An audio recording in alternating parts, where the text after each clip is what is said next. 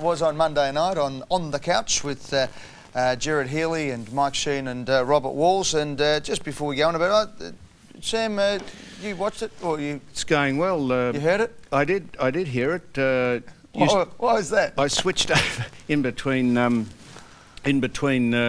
breaks of Who Wants IQ. to Be a Millionaire? No, IQ. No, it was the night before. It was Monday night. Was it? Yeah. Millionaire it was, yeah. Oh, I'm still talking about Caro's show. No. Oh, pardon me. No. No, I saw that. What I want to know is how come Wayne Carey exclusively appeared on the couch with Gerard and Mike and Robert Walls. Why couldn't he come to the media like everyone else does? Why did we get chastised and pilloried for having David Schwartz on here on an exclusive basis? Tell me that. I don't know. I haven't got an answer for that. Well, well, you know, Mike had a go to us, and he's a great bloke, Mike, too, and he'll be watching and he'll be wondering what's coming next, but we love him. But we want to know why he took exception to us doing that. Anyway, moving on. Wayne Carey. Yep. I thought the interview was fantastic. I thought the three boys asked all the questions that needed to be asked, so congratulations to them on that one. Here's some shots of what was going on. We're not going to go...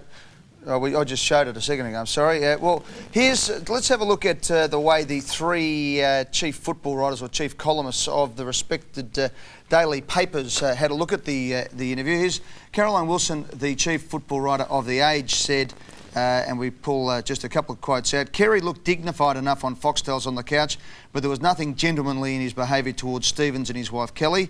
The good news for all the clubs chasing him is that his playing confidence does not seem to have deserted him. So Caroline had a look at the interview and had a look on the social side of it as well, but then gave it a tick as far as football is concerned. Patrick Smith in The Australian said...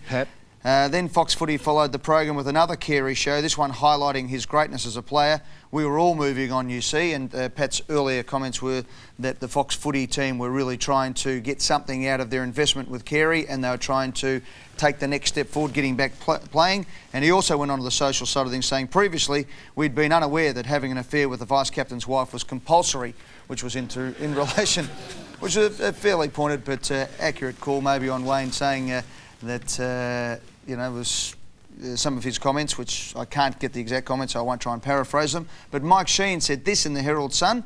Carey has rediscovered that hint of arrogance so obvious when he reigned as the #1 player in the game. It was interesting to see the three columnists, Mickey Sheen totally on football, Patrick Smith probably more on football and a little bit on the social side of things. Caro on the morals. And Caroline on the football, but also on the moral side of things. So it was interesting. I thought that was a fair indication from a lot of people I spoke to of how various people saw the interview.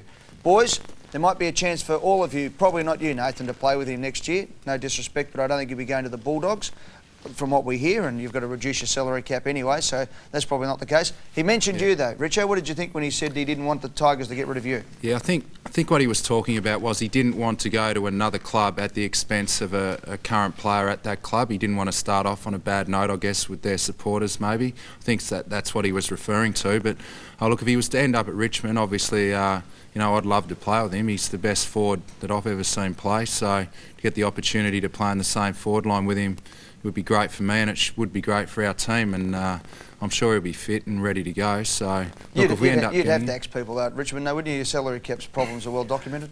Yeah, look, I'm sure you're going to have to give up something, whether it's a draft pick or some players. I'm not too sure. That'll have to be worked out down the track once he decides where he wants to go. So forgetting all that, no one would care at Richmond if he turned up on all the issues, because we're saying there was lots of different issues involved, and it's not just a matter of him being a good player. No doubt it's been discussed, and you know, there's no problem with the playing group down there to have Wayne at the club, and in fact we think he'd be a bonus for us, for sure. All right. Hurdy, what about you? Now, mate, you're seen as one of the icon players of the competition, one of the role models. People go to you for the conscience of players and things like that.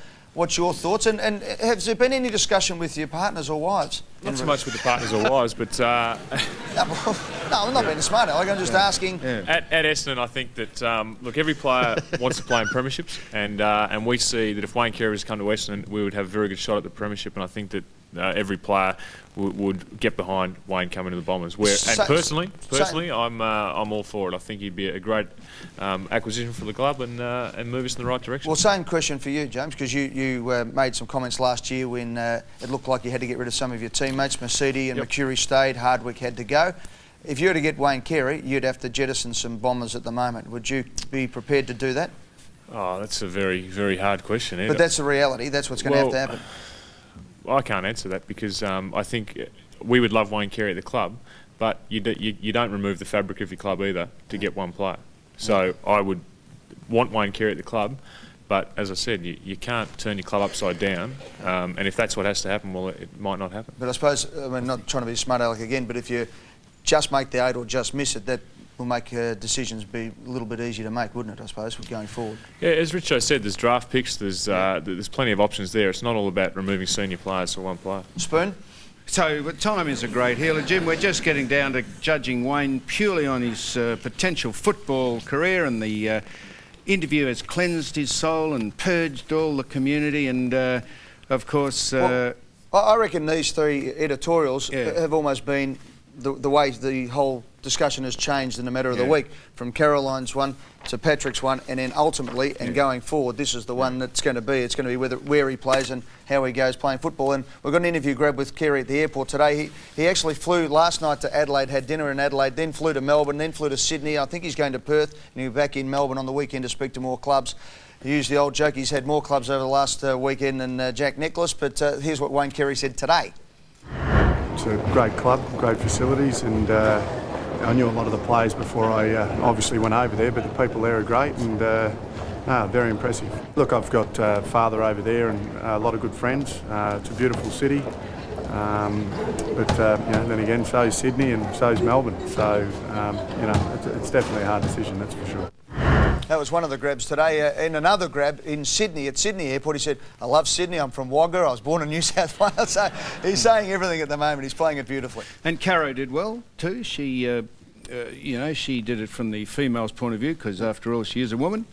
And she's had a good week, because I think she just fresh off tipping Carlton to beat Collingwood last weekend.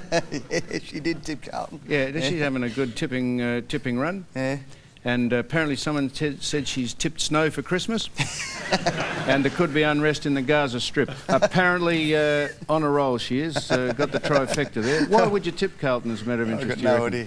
Well, sometimes we can be wrong, but you can't be that wrong, can you?